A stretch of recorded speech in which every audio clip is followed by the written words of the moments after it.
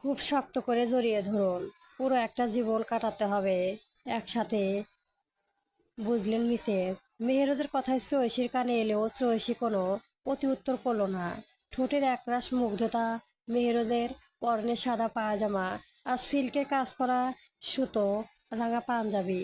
শ্রয়সী নিজে বলেছিল মেহেরজকে পাঞ্জাবি পরতে, এমনকি মেহেরজের পিঠে মাথা ঠেলিয়ে দেয়। লম্বা চুলগুলো স্কার্ফ এর ভিতরে বেনি করা। মেহেরজ শ্রয়সীর মাথায় স্পর্শ পেয়ে কিছুটা কেঁপে ওঠে। নিজের স্ত্রীর ছোঁয়া। শ্রয়সী মন ভরে নাকে আসা চন্দনের ঘ্রাণটা শুষে নেয়। বাইক চালাতে চালাতে হাইওয়ে পেরিয়ে একটা বাজারে ঢুকে পড়ে। বাজারটা বেশ জাঁকজমক। মেহেরজ একটা ফুলের দোকানের সামনে দাঁড় করায় বাইক। তারপর হেলমেট খুলে মাথায় ঝাঁকা চুল গুলো নড়ে ওঠে, কপালে এসে পড়ে। শ্রয়সিতা বাইকের লুকিং গ্লাসে মুগ্ধ নয়নে দেখতে থাকে। মেহেরজ দোকানদারকে উদ্দেশ্য করে দুটো ফুলের বড় মালা গলায় দেওয়ার আর এক গুচ্ছ সাদা গোলাপ আর একটা বেলি ফুলের গাছটা অর্ডার করতে দেয়। তা দেখে শ্রয়সী কিছু বলতে যাবে, তখন মেহেরজ বলে ওঠে, আপনার কি কোনো ফুল পছন্দ থাকতে বলতে পারে। থাকলে বলুন, নেই। কিন্তু ফুলের মালা কি করবেন আপনি? শ্রয়সী কথায় মেহেরজ হাসে নিঃশব্দে। তারপর বলে, আপাতত সারপ্রাইজ, তবে খুব শীঘ্রই দেখতে পারবেন। এখন বলেন জি না, সারপ্রাইজ ইজ সারপ্রাইজ। সময় হলে দেখতে পারবেন। এখন বলুন ফুচকা খাবেন? শ্রয়সী কোনো উত্তর দেয় না। কি বলবে সে? মেয়েদেরকে কি কেউ জিজ্ঞাসা করে ফুচকা খাওয়াবে কিনা? মেয়েদের জন্মের পর থেকে পছন্দের তালিকায় শীর্ষে ফুচকার অবস্থা। শ্রয়সীকে চুপ থাকতে দেখে মেহেরজ ফুলের দোকানদারকে মালাগুলো রেডি করতে বলে, তাজা ফুল দিয়ে। বাইক থেকে নেমে শ্রয়সীকে নিয়ে ফুচকার দোকানে গিয়ে 2 প্লেট ফুচকা অর্ডার দিয়ে ব্রেসে বসে পরে দুজনে। হঠাৎ ফাহিমকে সামনে দেখে চমকায় ইরো। তখন লোটাস হঠাৎ তাকে জড়িয়ে ধরে আতঙ্কে অনেক জোর জবরদস্তি করে, তবে শেষে এক না ছাড়তে পেরে গায়ের জোরে বুকে কামড়ে ধরে পায়। ফাহিম হকচকিয়ে যায়, তবে কিছু বলে না। ইরু শুকনো মুখের দিকে তাকিয়ে থাকে শুধু। ইরু বেশ কিছুক্ষণ চুপ থেকে শান্ত গলা বলে, আপনি এখানে কেন? আমি আসতে পারি না এখানে? ইরুর কথা প্রতি উত্তর করে না। তার পেছন থেকে কালো রঙের একটা গাড়ি এসে থেমে গেল।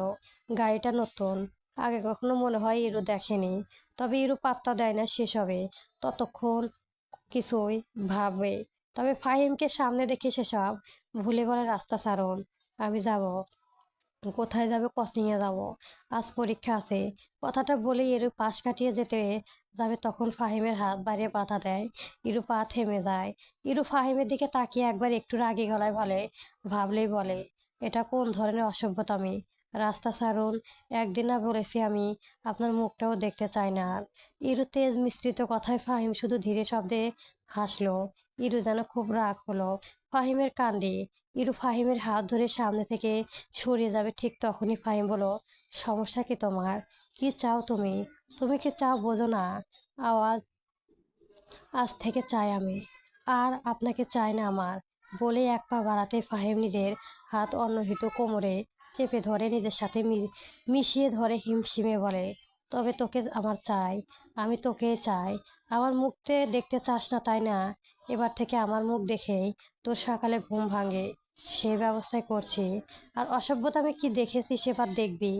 বলে ইরুকে নিজের থেকে ধাক্কা দিয়ে সরিয়ে দিল। ইরু ভাল্লুক হয়তো পিচ ছাড়া রাস্তায় পড়ে এবার মাথায় বোধহয় ফাটবে। তখন ইরু ভাবলো আগে ইরুকে ধরে ফেললো। ভীতু ইরু কিছু বুঝে ওঠার আগে একটা মেয়ে ইরুর মুখ চেপে ধরে অন্য একজনের গাড়ি গেট খুলে দেয়। মেয়েটা ইরুকে নিয়ে গাড়িতে ঢুকে পড়ে। ইরু ভয়ে ছটফট শুরু করে। ফাহিম গাড়ি পেছনে এসে বসার পর মেয়েটার সামনে সিটে চলে যায়।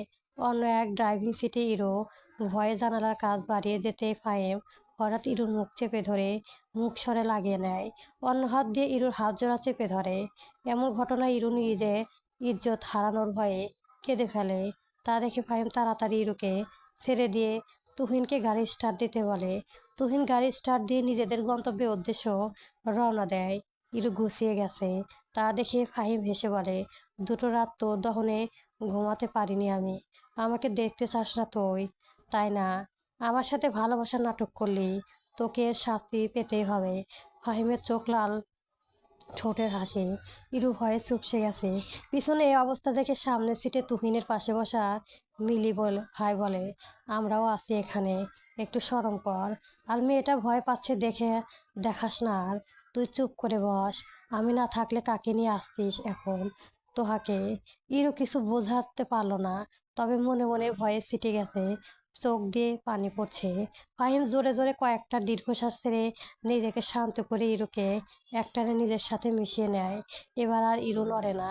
ফাহিম শান্ত কণ্ঠে বলে, যা হবে মাথা ঠান্ডা করে মেনে নেবা ইরাবতী, নয়তো আমার খারাপ রূপ তুমি দেখতে পারবে। যে ভাইটাকে বাঁচানোর জন্য তুমি আমার সাথে এমন নাটক করলে, সে ভাইকে কিন্তু বাঁচাতে পারবে না। ইরু চমকে ওঠে, সাথে সাথে বলে, মানে আপনি জানলেন কিভাবে? ইরুর কথায় মিলি হেসে বলে, বুঝলে ইরু, তুমি আমার বন্ধুকে এখনো চিনতে পারোনি। সে তোমাকে কতটা ভালোবাসে। তুমি এমন কথা বলে চলে গেছো যে ওর মস্তিষ্কে কাজ করা বন্ধ করে দিয়েছিলে। তুমি, শুধু তুমি আর তুমি। শেষ পর্যন্ত আমরা সব খুঁজে বের করেছি। পরে সব বলো। এখন শান্ত হয়ে বসো, যা হয়ে যাচ্ছে তা তোমার ভালোর জন্যই। ইরু মিলির কথা শুনে বুঝতে পারলো মিলি ফাহিমের বন্ধু। তাহলে পাশে তুহিনের নামে লোকটাও হয়তো তার বন্ধু। কিন্তু লোকটাকে ইরু অনেক চেনা চেনা লাগছে, কোথায় যেন দেখেছে, তবে মনে করতে পারছে না। ফাহিম পকেট থেকে মোবাইল বের করে মেহেরাজকে কল দেয়। কয়েকবার রিং হওয়ার পর কল রিসিভ করতে ফাহিম বলে, মিশন সাকসেসফুল, তোরা কোথায়? ফাহিমের কথায় মেহেরজ ছোট করে বলে, নিশাতের জন্য অপেক্ষা করছি, ও মাত্র এসে পৌঁছেছে চট্টগ্রাম। আচ্ছা তাহলে আমরা বাড়িতে যাই। হুঁ যা, আমরাও যাচ্ছি। ফাহিম কল কেটে দেয়। ইরু মেহেরজের কণ্ঠস্বর শুনতে পায়, তবে কি বলেছে বুঝতে পারছে না। তবে মিলির কথা এটুকু বুঝেছে, তার ভাই নিরাপত্তা আছে, এটাই স্বস্তি। ইরু আর কিছু বলে না, ভেজা চোখ জোড়া উজানা কোনো দিয়ে মুছে চুপ বসে থাকা, জানালার বাইরে তাকিয়ে। কোথায় যাচ্ছে কোনো যাচ্ছে জানে না, আর জানতেও ইচ্ছে করছে না ইরোর আজকে আর। বড্ড ক্লান্ত লাগছে শরীরটা, রাত থেকে না খাওয়া, দারুণ খিদের জন্য ক্লান্ত শরীর। হালকা মাথায় এলিয়ে দেয় ফাহিমের ঘাড়ে নিজের অজান্তে, তারপর তলিয়ে যায় ঘুমে। ফাহিম বুঝতে পেরে ধীরে ইরোর থেকে সরে আসে, তারপর ইরু মাথা নিজের কোলে নিয়ে মাথায় হাত বুলিয়ে দিতে থাকে। কাল রাতেই হুট করে প্ল্যানিংটা করেছে মেহেরজ। জওয়ানরাজ নিশাদকে তার গ্রামের বাড়ি থেকে ছুটে আসতে হয়েছে, যেহেতু এই মাসে সবার ছুটি আছে। আর ফাহিমের অবস্থা ইরুকে কিডন্যাপ করা, প্ল্যানিংটা করেছিল মেহেরাজ। তার আগে ইরুর ব্যাপারে সবকিছু শুনে অনেক খোঁজ খবর নিয়েছে ইরুর ভাইয়ের, পেয়েও গিয়েছিল। তবে ইরুকে আগে বিয়ে করার দরকার ফাহিমের, তাই এই দূরদূরান্ত প্ল্যানিংটা করেছে। ফাহিম খুশি হয়, সেখানে তার কাছে শ্যাডো সেল 7 এর মতো এক বিশাল বন্ধুত্বের গ্যাং আছে। সেখানে কোনো বন্ধু কি মন খারাপ থাকবে বলে মনে হয়? ফাহিম ইরু চুলের ভাঁজে হাত গলিয়ে দিয়ে আল্লাহর কাছে শুকরিয়া আদায় করে, সাথে মনে মেহেরজকেও ধন্যবাদ দেয়। সবাই হেল্প করলেও সব কিছুর অ্যারেঞ্জ করেছে প্ল্যানিং করেই মেহেরজ, তাই ধন্যবাদটা তারই প্রাপ্য। রাস্তার পাশে পচা খাল ধারে একজন মধ্যবয়স্ক লোকের লাশ পড়ে আছে, চোখগুলি উপচে ফেলে হাতে সাথে সেলাই করে দেওয়া, আর জিভের মাঝখান থেকে কেটে ফেলা।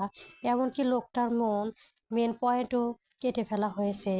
লাশটার উপর মাছি ভোগ করছে। স্থানীয় পুলিশরা খবর পাওয়া মাত্রই সেখানে হাজির। লাশ পর্যবেক্ষণ করে শনাক্ত করে এলাকায় ব্যবসায়ী রাশিক সর্দার সবাই রফিক ভাই বলেই চেনেন। বেশ ভালো মানুষ, তাহলে তার এমন শত্রু কিভাবে হয়? মানুষের মুখে মুখে লোকটার ভালো গুণের গুণগান, তাকে এমন নিকৃষ্টভাবে কে মারল? একটু আগেই হঠাৎ লাশটা সবার চোখে পড়ল, হুট করে কোথায় থেকে এলো কেউ জানে না। কিছু মানুষের মনে আতঙ্ক সৃষ্টি হয়ে গেল, সাথে সাথে খবর পৌঁছে গেল আনামিয়ার কানে। পরবর্তী গল্প পেতে আমার চ্যানেলটি সবার আগে সাবস্ক্রাইব করে রাখবেন। গল্পটি কেমন হয়েছে অবশ্যই কমেন্ট বক্সে জানাবেন। ধন্যবাদ। গল্প লেফটেন্যান্ট মেহেরাজ মির্জা চলবে।